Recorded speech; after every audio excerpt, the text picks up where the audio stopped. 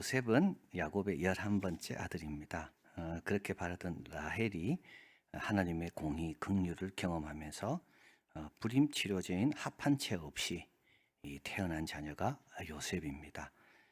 이때 이제 야곱은 이제 아버지 집으로 내가 돌아갈 때가 되었구나 확신합니다. 30장 25절이죠. 라헬이 요셉을 낳은 때 야곱이 라반에게 이르되 나를 보내어 내 고향 내 본토로 가게 하시되. 야곱의 아버지 이삭이 이제 라반 삼촌에게 보내면서 당부한 내용은 딱 하나입니다. 뭐 돈 많이 벌어와라. 그게 아닙니다. 너 거기서 아내를 얻어와라. 근데 아내를 얻는데 14년 걸린 겁니다. 7년은 라헬을 위해서 열심히 일했고요. 근데 알고 보니까 라헬이 아니라 레아와 결혼하게 됐어요. 그래서 다시 그 라헬을 위해 7년, 그래서 14년. 근데 이 14년 동안 누가 태어났습니까? 11명의 남자, 마지막 요셉이 태어난 겁니다. 자, 그래서 30장 26절 내가 왜 삼촌에게 일하고 얻은 처자를 내게 주어 나로 가게 하소서. 야곱의 훌륭한 점이 오늘 많이 발견되는데요. 첫 번째는 이겁니다. 사람이 중요합니다. 야곱이 뭘 결정할 때는 항상 사람 중심이죠. 내가 지금 이 정도 물질을 벌었으니까 이제 가겠습니다가 아닙니다. 이제 우리의 자녀들이 태어났기 때문에 사실 이스라엘을 세울 때 이들이 세우잖아요. 12지파가. 사람이 중요한 겁니다. 그래서 야곱은 뭘 결정할 때 이제 우리 아버지가 나에게 아내를 얻어오라 한 그 아내들, 그리고 그 기간 동안 낳은 자녀들, 그래서 처자면 되는구나. 처자를 내가 데리고 가면 되는구나. 자, 이럴 때 이제 라반이 30장 27, 28절 그에게 이릅니다. 여호와께서 너로 인하여 내게 복을 주신 줄을 내가 깨달았다. 야곱도 알고 있습니다. 30장 30절 내가 오기 전에 외삼촌의 소유가 작았습니다. 이 14년 동안 외삼촌은 큰 부를 얻은 겁니다. 누구 때문에? 야곱 때문에요. 그런데 야곱은요, 얻은 게 뭐밖에 없어요? 자식하고 아내밖에 없어요. 그래서 외삼촌이 야곱이 가는 걸 싫거든요. 그 복이 떠나가니까 그래서 남아있어라. 그 대신에 품삯은 네가 정해라. 그래서 야곱이 이제 품삯을 정하고 거기에서 이제 남아있게 됩니다. 30장 43절 이에 그 사람이 이건 야곱이죠. 심히 풍부하여 양떼와 노비와 약떼와 나귀가 많았습니다. 늦기 시작했는데도요, 하나님이 다 갚아주십니다. 그래서 야곱은 라반보다 지금 14년 늦게 출발했잖아요. 근데요, 라반 이후에 했던 그 모든 것들을 하나님이 보셨다 되어 있거든요. 하나님이 다 보시고 너무 초조하지 마세요, 여러분. 이 성경을 적은 요한계시록을 적은 요한, 맨 마지막에 적었습니다. 마가가 적을 때, 누가가 적을 때 얼마나 초조했겠습니까? 나는 예수님의 그 사랑을 받은 제자인데도 왜 나에게는 글 하나 안 주실까? 그러나 마지막에 노년이 돼서 적은 게 요한복음이고 그 마지막에 적은 게 요한계시록이거든요. 야곱도 마찬가지입니다. 14년 삼촌 좋은 일밖에 해준 게 없습니다. 그런데 하나님이요, 그걸 다 하시고 6년 동안 야곱이 그 이상으로 그 수고한 값을 받다. 이게 공의의 하나님. 하나님은 이 여기에서도 공의를 행하시는 것을 보게 됩니다. 자, 이렇게 야곱이 부자가 되니까 라반과 그 자식들이 야곱을 해치려고 하고 이럴 때 이제 하나님이 여호와께서 3절이죠. 31장 야곱아 네 조상의 땅으로 돌아가라. 내가 너와 함께 있으리라. 자, 그래서 야곱은 돌아오게 되고 32장 1절 야곱이 그 길을 진행하더니 하나님의 사자를 만납니다. 야곱이 떠날 때 돌베개 베고 잘 때 천사들 만나고 이제 돌아올 때 천사들 만납니다. 떠날 때 천사들이요, 안심해 주기 위해서 만나고 돌아올 때는요, 수고했다고 잘 왔다고 환영하기 위해서 천사를 만납니다. 그런데 숙제가 있죠. 그건 바로 에서 문제입니다. 이 형을 어떻게 할 건가? 이 형의 용서를 받아야 되는데 이 형이 나를 용서할 건가? 그래서 야곱이 한 사람을 보냅니다. 당신의 동생이 이런 복을 얻었고 당신에게 은혜 있기를 원합니다. 이때 소식이 들리는데 에서가 400명을 데리고 온다는 겁니다. 자, 이때 야곱은 32장 7절입니다. 심히 두렵고 답답합니다. 에서가 400명을 왜 데리고 올까? 나를 해치려고 데리고 올까? 두렵고 답답. 이 말은 패배에 직면한 사람의 심리 상태. 야곱은 이걸 딴 데서는 경험 안 합니다. 그런데요, 이 형 에서 앞에는 이렇습니다. 그래서 참 야곱이 이제 요것만 다가 아니죠. 나중에 어려움을 많이 당하는데 이 어려움 당하는 게 다 가족, 자녀 때문이에요. 그래서 여러분, 가정이 제일 어렵습니다. 직장은 차라리 쉽습니다. 가정이 진짜 어려운 겁니다. 그래서 야곱은 이 문제가 야곱의 일생에 있어서 지금까지 살아오면서 제일 풀기 어렵고 정말 두렵고 어떻게 해야 될지 모르는 게 바로 이 문제입니다. 자, 그래서 야곱은 딴 데 갈 수 있거든요. 이럴 때 이게 또 야곱의 훌륭한 점이 또 나오죠. 31장 17절에 야곱이 일어나 자식들과 아내들과 약대들을 태우고, 이만큼 야곱은 지금 많은 걸 가지고 있습니다. 아마 야곱이 어디 간다면 다 환영했을 겁니다. 이런 뭐 이 약대들, 아내들을 약대들이 다 태웠다고요. 자식들을. 그러니까 이 약대는 이 낙타인데 그 당시에는 이거는 굉장한 사치품이라 그랬습니다. 오늘날 치면 요트와 같은 겁니다. 그런데 요트, 자식들마다 요트 한 대씩 타고 돌아온다 해보십시오. 서로 환영하겠죠. 여기 와라고. 우리 땅 줄 테니까 여기서 살아라고. 그리고 또 야곱은 라반 삼촌한테 살아남은 얼마나 야곱은 생활력이 강합니까? 근데도요, 야곱은 딴 데 가지 않아요. 이게 또 야곱의 훌륭한 점이에요. 문제를 피하지 않아요. 문제랑 덮어두고 살지 않아요. 돌파하는 거죠. 자, 그래서 32장 9절 야곱이 이제 떼를 나누고 두 떼를 나누고 그리고 나서 이제 기도합니다. 32장 9절 야곱이 또 가로되 나의 조부 아브라함의 하나님, 나의 아버지 이삭의 하나님 여호와여. 그래서 천사를 만났지만 천사에게 기도하지 않습니다. 여러분, 우리 구약에 천사들이 많이 나오지만 천사들에게는 절대 기도하지 않습니다. 성인들에게도 기도하지 않습니다. 왜요? 아니, 하나님께 기도할 수 있는데 뭐하러 천사에게 기도하겠어요? 우리 예수님께 기도할 수 있는데 뭐하러 성인들에게 기도하겠습니까? 그래서 이 야곱도 자기를 맞이한 그 천사들에게 도움을 구하지 않습니다. 내 할아버지 아브라함의 하나님, 내 아버지 이삭의 하나님. 여러분, 이게요 굉장히 중요합니다. 왜냐하면 야곱은 하나님을 누굴 통해 알아갑니까? 자기 할아버지, 아버지를 통해 알아갑니다. 우리 자녀들은 하나님을 어떻게 알아갈까요? 우리 부모를 통해 알아갑니다. 우리 부모의 일생을 보면서 우리 부모가 섬겼던 하나님이 누군지를 깨닫게 됩니다. 우리 부모가 임종하는 순간을 보면서, 야, 우리 부모가 정말 하나님을 제대로 믿었고, 이 우리 부모의 하나님은 정말 죽는 순간까지 책임져주는, 여러분, 그래서 부모가 하나님의 매개입니다. 아브라함이 남긴 유산이 그겁니다. 아브라함의 하나님이 누군가를 보여주셨어요. 이삭에게요. 야곱에게는요, 아브라함과 이삭, 그 하나님이 누군지를.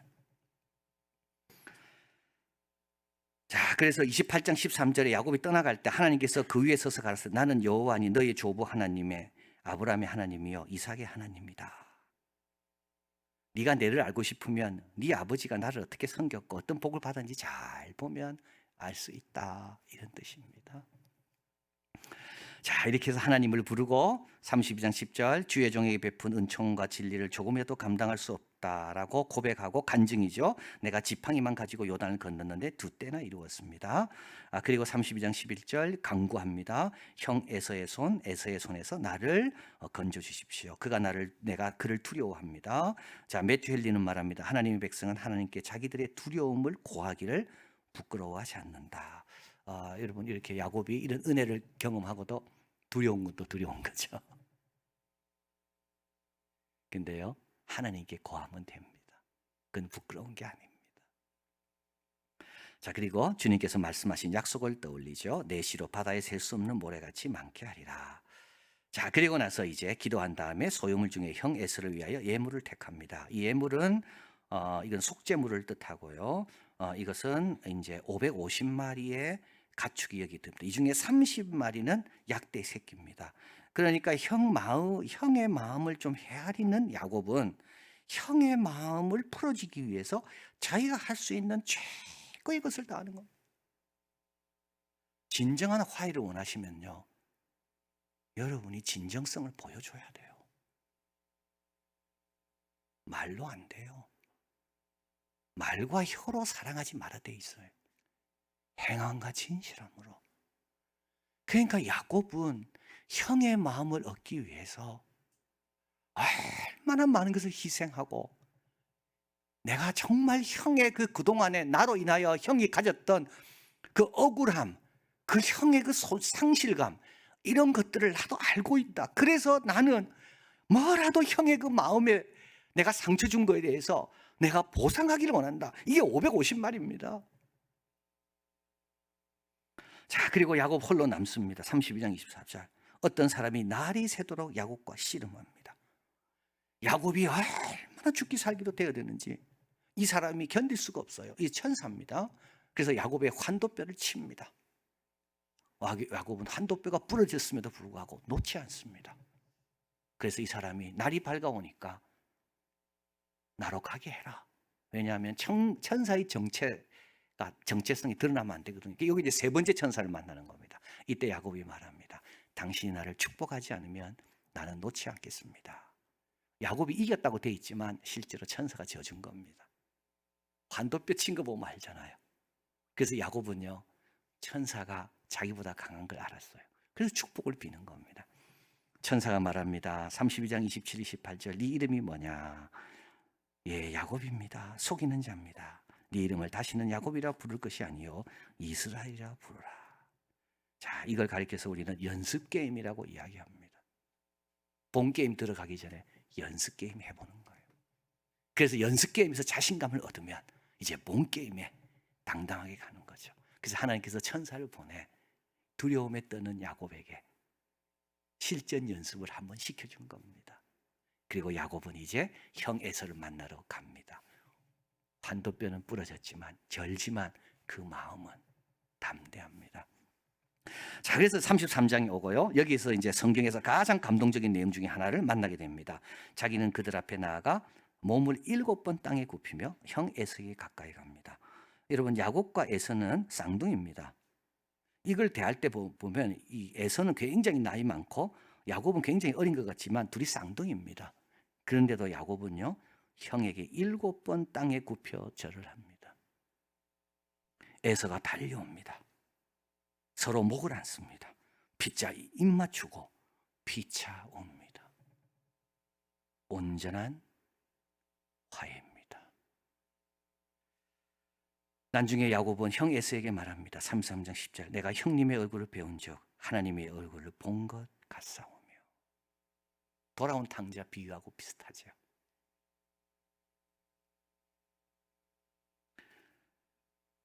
고린도서 7장 10절에 보면 하나님 뜻대로 하는 근심은 후회할 것이 없는 구원에 이르는 회개를 이루는 것이요 세상 근심은 사망을 이루는 것이라. 바로 하나님께서 야곱이 더 겸손하고 더 간절하고 더 정성을 들이라고 400명이 온다는 걸 들었을 때 근심하게 하신 겁니다. 제가 한 인터뷰를 보았는데요. 이 인터뷰는 1944년 16살 때 이분이 부모가 아이슈비츠 수용소에서 희생되고 그 부모를 가스실로 보낸 장교가 발레를 하라 해서 발레를 했어야 하는 비극의 주인공 에디스 에거의 인터뷰입니다.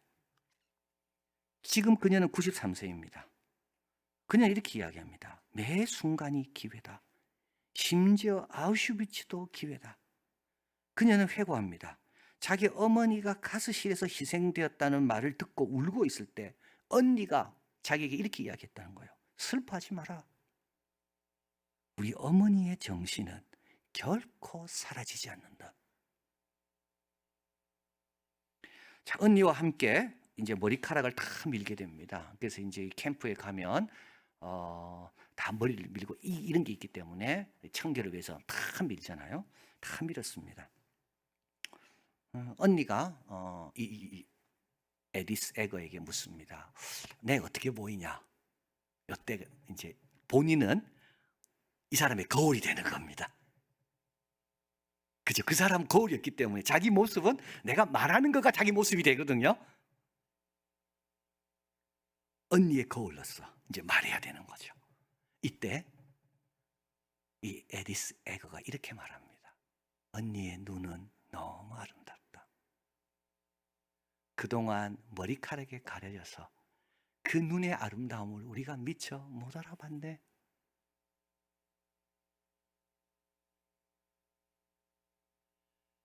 다른 사람의 거울이 나라면 나는 지금 뭘 보고 이야기하고 있는지. 그녀는 말합니다. 나이보다 더 중요한 게 있다. 상황을 어떻게 보는가? 나는 어떤 태도를 선택하는가? 지금을 나는 어떻게 살고 있는가? 나는 믿음으로 보고 있습니까? 절망으로 보고 있습니까? 나는 억울함으로 보고 있습니까? 하나님의 공의로 채워주심으로 상황을 보고 있습니까? 그녀는 말합니다. Not smart, but wise. 똑똑하게 되려 하지 말고 지혜롭게 되려고 해라. 지혜로운 사람은 매 순간이 선물이요 기회임을 아는 사람이죠. 여러분 매 순간 자녀를 위해 기도 좀 많이 하시길 바랍니다. 매 순간 신앙생활 좀 정성껏 제대로 하시길 바랍니다. 우리가 그 매개라는 것을 꼭 기억하시고, 그리고 늦은 때는 없습니다. 야곱은 라반보다 14년 늦었지만 그 14년이 절대 헛된 게 아닙니다. 하나님이 공의 하나님 다 갚아주시는 겁니다.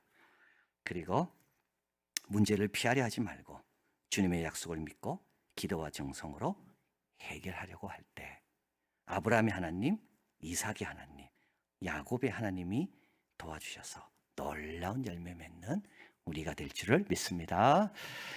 사랑의 하나님 감사합니다.